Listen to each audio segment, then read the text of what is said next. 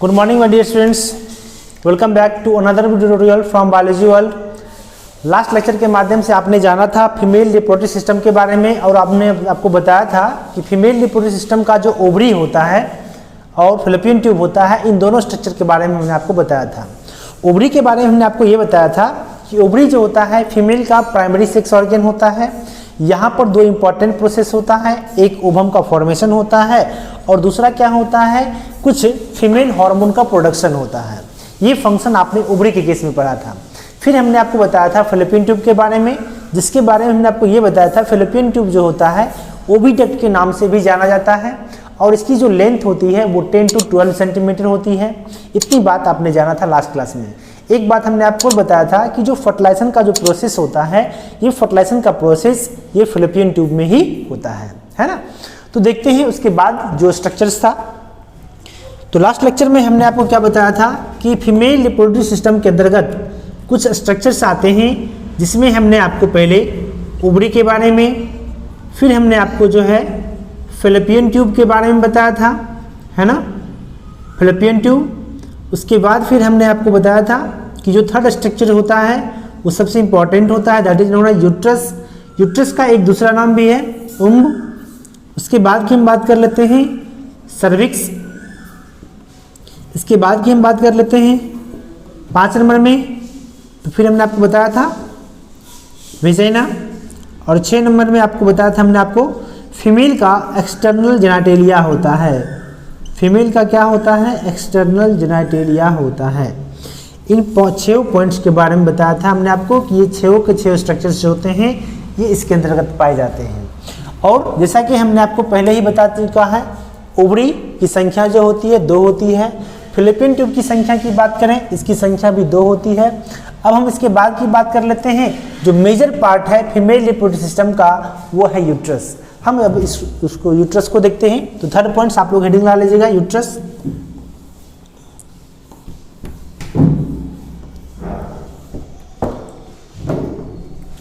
आइए हम लोग देखते हैं यूट्रस के बारे में। यूट्रस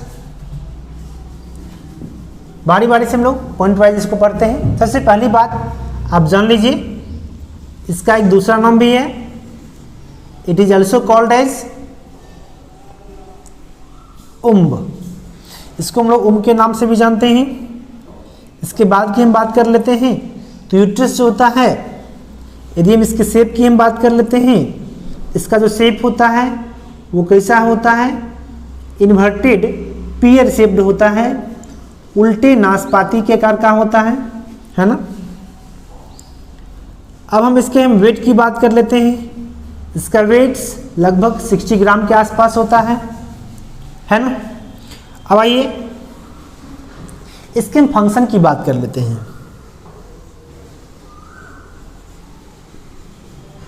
इसका फंक्शंस जो होता है, इसके फंक्शंस में आप पहले फंक्शंस को जानिए। It's wall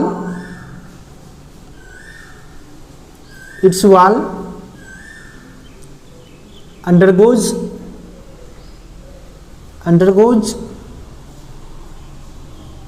cyclical changes during menstrual cycle। हम इसको भी जस्ट क्लियर करेंगे। इसके बाद की हम बात कर लेते हैं, तो यहां पर क्या होता है, इन this part whole embryonic development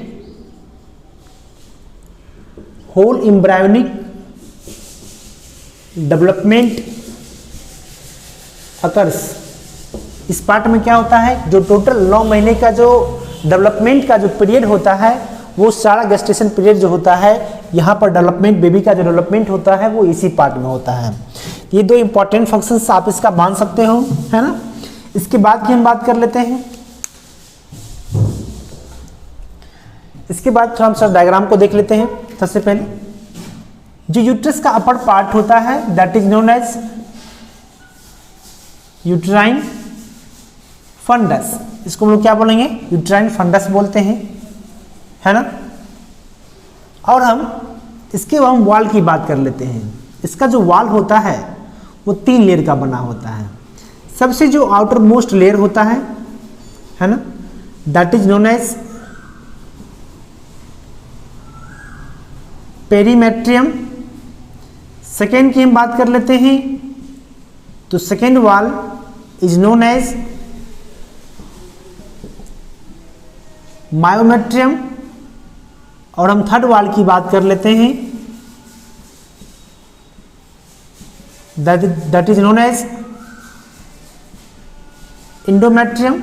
ये 3 वॉल होते हैं। तो आप एक्चुअली इसको कह सकते हो कि the wall of uterus is made up of 3 layers, है ना। यूट्रस के जो वॉल होते हैं इसमें 3 लेयर आपको देखने को मिलते हैं। जो सबसे आउटर मोस्ट बाहर का लेयर होता है that is known as perimetrium, बीच वाला जो लेयर होता है मायोमेट्रियम, और जो सबसे अंदर का लेयर होता है इसको हम लोग बोलते हैं इंडोमेट्रियम। यही इंडोमेट्रियम वॉल जो होता है यही इन्वॉल्व होता है मेंस्ट्रुअल साइकिल के ड्यूरिंग। कैसे इन्वॉल्व होता है हम आपको सारा बात बताते हैं। अब देखिए, इस यूट्रस के इनसाइड में एक कैविटी होता है and this cavity is known as uterine cavity. इस कैविटी को हम लोग क्या बोलेंगे? यूट्राइन कैविटी बोलेंगे। इसी यूट्राइन कैविटी में क्या होता है? बेबी का डेवलपमेंट होता है ना। In this part whole embryonic development occurs. इसी यूट्राइन कैविटी में क्या होता है? बेबी का होल डेवलपमेंट होता है। अब हम क्या करते हैं, इसको हम थोड़ा सा और भी डीप से स्टडी करते हैं। इसको हम लोग थोड़ा सा और इसका डिटेल करते हैं। तो एक बार ध्यान रखिएगा, इसका एक दूसरा नाम भी है, उम्ब है। हालांकि इसके और भी कई नाम हैं, लेकिन अभी आप उम्ब जान लीजिए। शेप की बात कर लेते हैं तो इसका शेप इन्वर्टेड पीयर शेप होता है, उल्टे नाशपाती के कार का होता है। वेट की बात कर लेते हैं तो इसका वेट लगभग 60 ग्राम के आसपास होता है। फंक्शंस की बात कर लेते हैं तो ये मेंस्ट्रुअल साइकिल में इसका वॉल जो होता है इन्वॉल्व होता है। इसके साथ साथ यदि हम बात कर लेते हैं जो होल एम्ब्रियोनिक डेवलपमेंट का जो स्टेज होता है वो इसी स्टेज में होता है, यहीं पर होता है, यूट्राइन कैविटी में ही होता है। अब आइए हम देखते हैं यूट्रस के अगले भाग को। नेक्स्ट पॉइंट में लिखेंगे uterus is made up of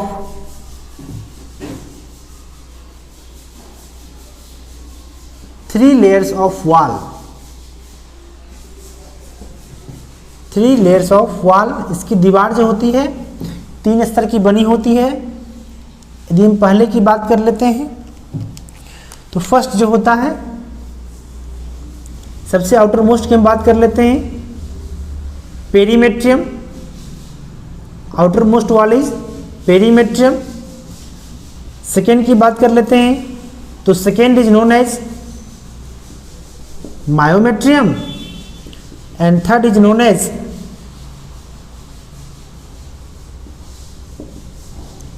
endometrium.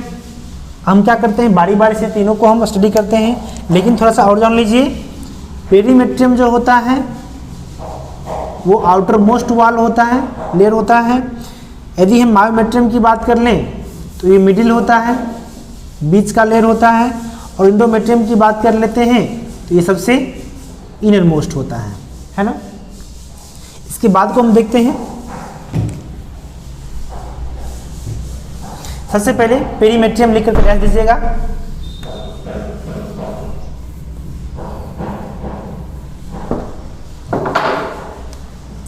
आइए फर्स्ट वॉल पेरीमेट्रियम की हम बात कर लेते हैं। जो फर्स्ट लेयर है that is known as perimetrium. दिख रहा है आपको पेरीमेट्रियम। इसके बारे में लिखेंगे it is the outermost it is the outermost layer of uterus. हम सेकेंड की बात कर लेते हैं। Second layer is known as myometrium.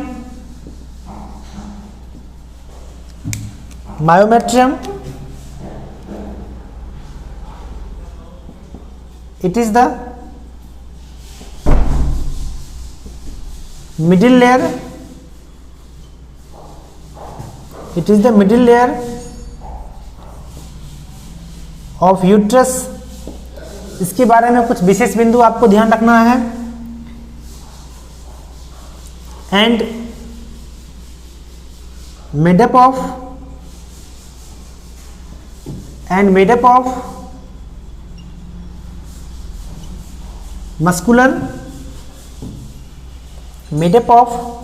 Muscular parts और मस्कुलर टिश्यूज, है ना, which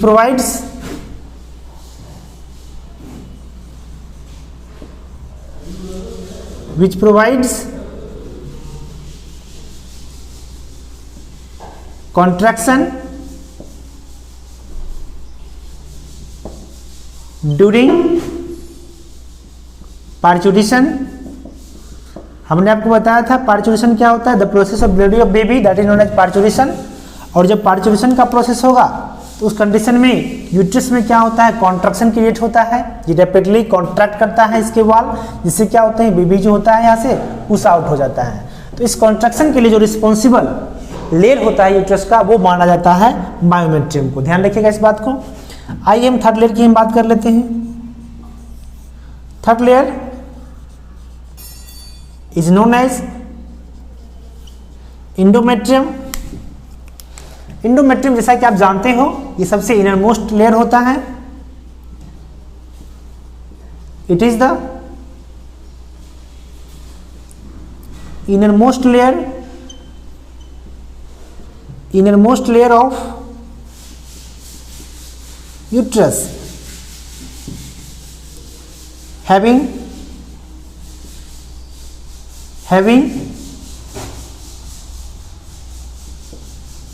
minute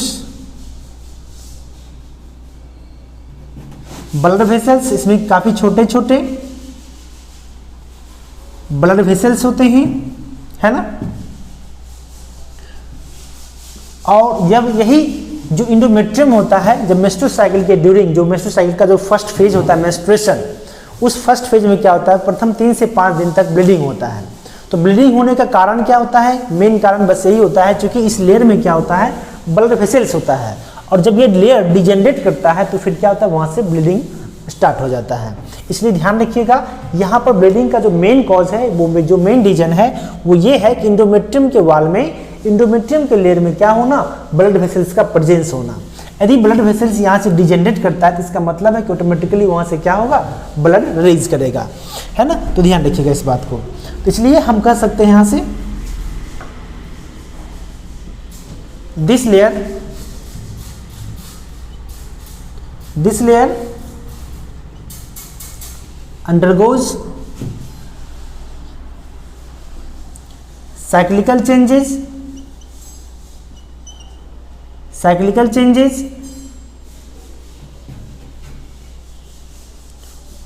of menstrual cycle,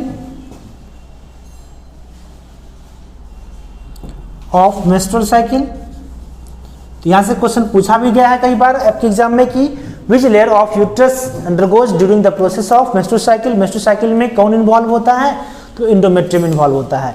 endometrium क्या होता है, प्रत्येक मेंस्ट्रुअल साइकिल के ड्यूरिंग पहले डिजेनरेट करता है, फिर से इसका रिपेयरिंग भी होता है। यानी कि जो प्रथम 3 से 5 दिन का जो फेज होता है, जिस ड्यूरिंग ब्लीडिंग होता है, उसलिए ब्लीडिंग होता है क्योंकि इंडोमेट्रियम का जो वाल होता है ये डिजेनरेट कर जाता है।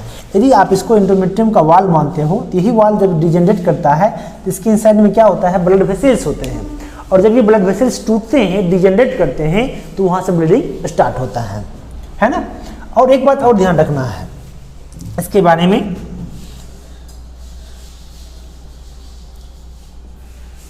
the process of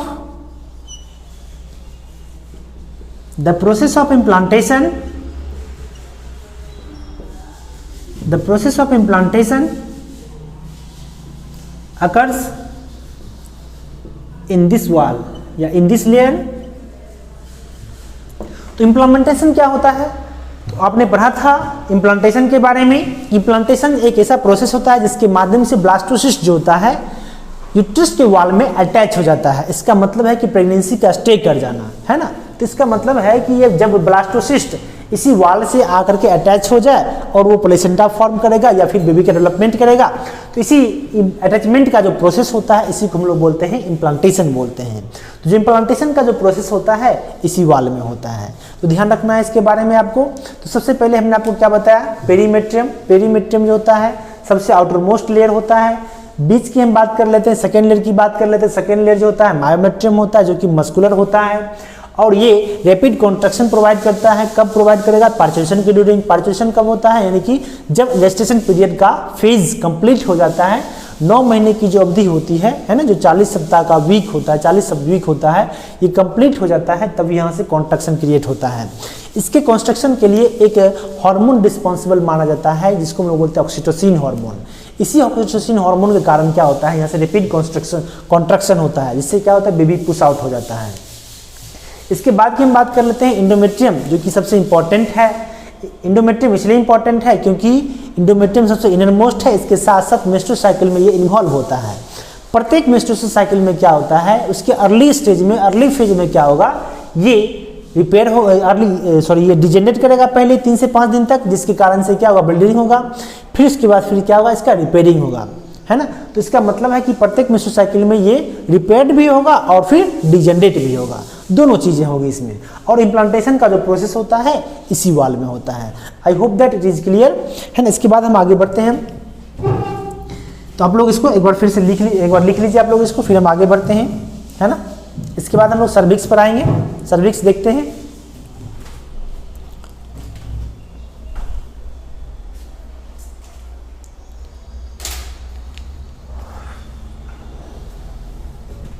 इसको बेटा में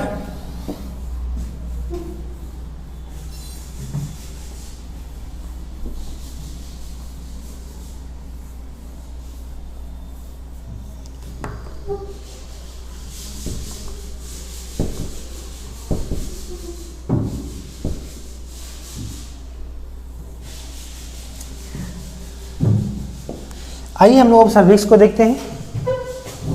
तो पहला ओवरी था, दूसरा आपका फैलोपियन ट्यूब हो गया और तीसरा जो होता है वो सर्विक्स होता है। तो इसको भी हम लोग देख लेते हैं। सर्विक्स जो है 4th नंबर में है आपका। सर्विक्स लिख करके डैश दीजिएगा।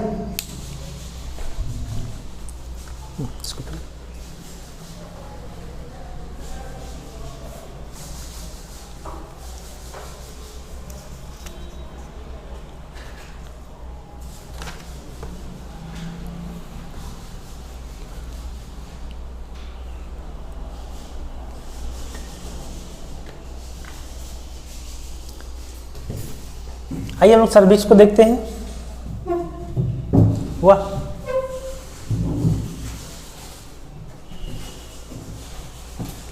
सर्विक्स है ना, it is the lower part, it is the lower part of uterus. ये यूट्रस का लोअर पार्ट होता है एंड इट जॉइंस, है ना, इट जॉइंस, किसको ज्वाइन करेगा, it joins anterior wall of vagina. आप देख पा रहे हैं ये वेजाइना है और इसके इंटीरियर वॉल सर्विक्स यहीं से आकर के ज्वाइन करता है ना। तो हमने बताया आपको it is the lower part of uterus, ये यूट्रस का लोअर पार्ट होता है। और फिर हमने क्या बताया आपको, ये क्या होता है, ये ज्वाइन करता है किसको, ये ज्वाइन करता है वॉल को, यानी कि वेजाइना के इंटीरियर वॉल को ज्वाइन करता है ना। या फिर थोड़ा सा इसको आप इंप्रूव कर लीजिए, इट इज लोकेटेड, है ना, इट इज या फिर इसी रहने दीजिए, इट इज लोअर पार्ट रहने दीजिए, कोई दिक्कत नहीं है, ठीक है। ये वेजाइना के एंटीरियर वॉल को ज्वाइन करता है and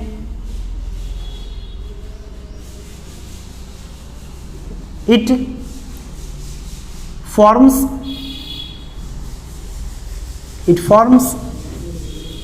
A canal which is known as cervical canal,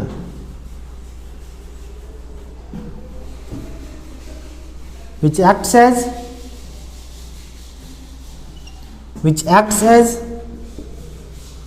birth canal.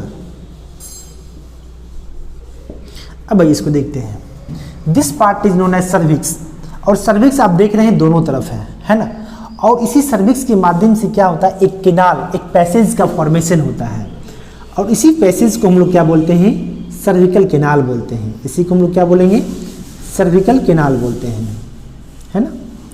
Cervical canal को हम लोग बर्थ कैनाल भी कहते हैं। क्यों बर्थ कैनाल कहते हैं, क्योंकि जब बेबी का बर्थ होता है तो उसको पैसेज देने का जो काम होता है, जो उसको वे देने का काम होता है, वो यहीं से होता है। That's why cervical canal also acts as birth canal, है ना।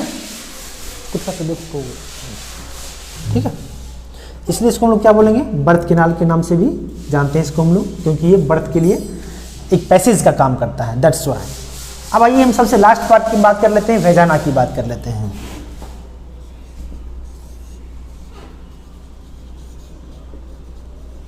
है ना, तो वेजाना जो हो जाता है सबसे लोअर पार्ट हो जाता है, और ये एक ट्यूब के जैसा होता है, जिसकी जो लंबाई होती है, जिसका जो लेंथ होता है 10 सेंटीमीटर होता है, और ये सेक्सुअल इंटरकोर्स के लिए एक पैसेज प्रोवाइड करता है, जहाँ पर स्पर्म जो होते हैं रिलीज किए जाते हैं इसी के माध्यम से, और इसके ओपनिंग को हम लोग बोलते हैं वेजाइनल ऑरिफिस बोलते हैं।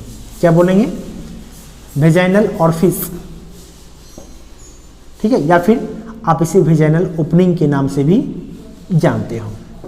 ये जो ओपनिंग होता है, जनरली जो लाइफ का इनिशियल फेज होता है, उस फेज में ये एक पार्शियली कवर्ड होता है with the help of a membrane, and that is known as hymen. इस मेम्ब्रेन के माध्यम से ये क्या होता है, पार्शियली ढका हुआ होता है। जनरली लोग इसे मानते हैं कि हाइमन का जो प्रेजेंस है, ये सेक्सुअल वर्जिनिटी का जो है सिंबल माना जाता है, बट ऐसा होता नहीं है। ये हाइमन जो होता है काफ़ी कमज़ोर होता है, वीक होता है। इस वजह से क्या होता है, ये क्या होते हैं, ये जो हार्ड वर्क होता है, यदि कोई फीमेल मान लेते हैं हार्ड वर्क करता है, तो उस कंडीशन में साइकिलिंग के ड्यूरिंग या फिर घुड़सवारी के ड्यूरिंग या फिर कराटे के ड्यूरिंग ये क्या होता है, ब्रेक हो जाता है। इसलिए ये सिंबल नहीं माना जा सकता है वर्जिनिटी का, है ना। तो ये ध्यान रखना है इस बात का। ये हाइमन हो गया आपका, जो कि क्या होता है, पार्शियली कवर किए हुए रहता है वेजाइना को। तो हम वेजाइना के बारे में लिखते हैं, it is tube like structure, it is tube like structures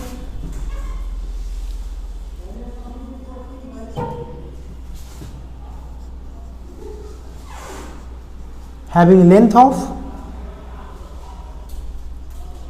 10 centimeter, है ना, having length of 10 centimeter।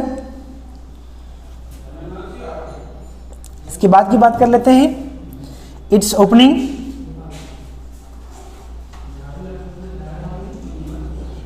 its opening is known as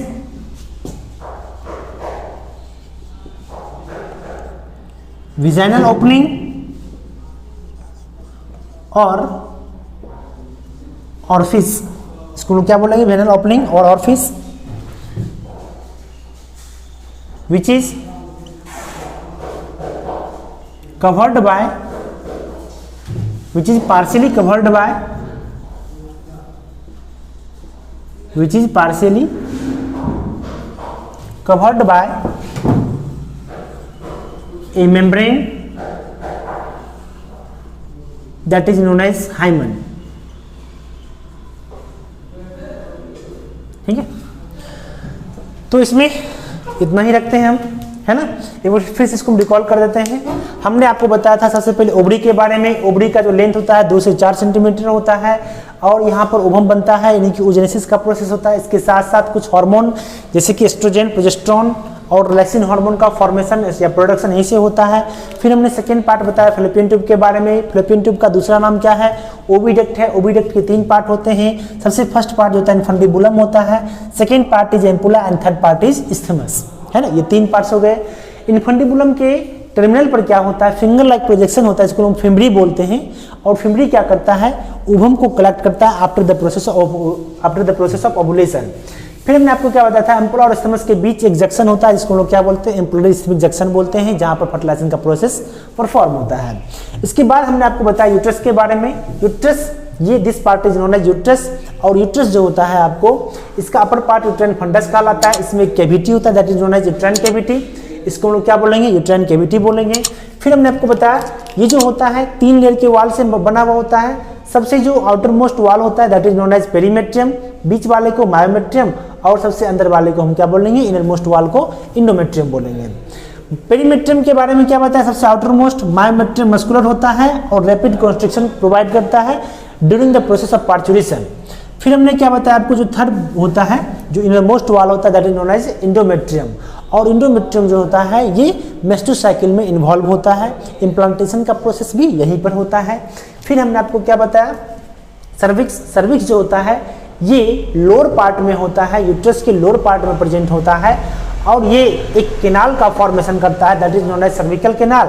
और सर्विकल केनाल को ही हम लोग बर्थ केनाल कहते हैं, क्योंकि जो बर्थ का प्रोसेस होता है इसी केनाल के माध्यम से होता है। फिर हमने क्या बताया? सर्विक्स जो होता है इसका वाल वेजाना के एंटीरियर वाल को ज्वाइन करता है। और ये जो ट्यूब लाइक स्ट्रक्चर्स होता है यहाँ पर, है ना, this part is known as vagina. और इसके जो ओपनिंग होते हैं वेजाइनल ओपनिंग या वेजाइनल ओरिफिस कहलाते हैं, जो कि हाइमन के माध्यम से पार्शियली कवर्ड होते हैं, है ना। तो आज के लिए हम इतना ही रखते हैं, है ना। Till then take care, be happy and be safe. मिलते हैं हम लोग अगले क्लास के साथ साथ।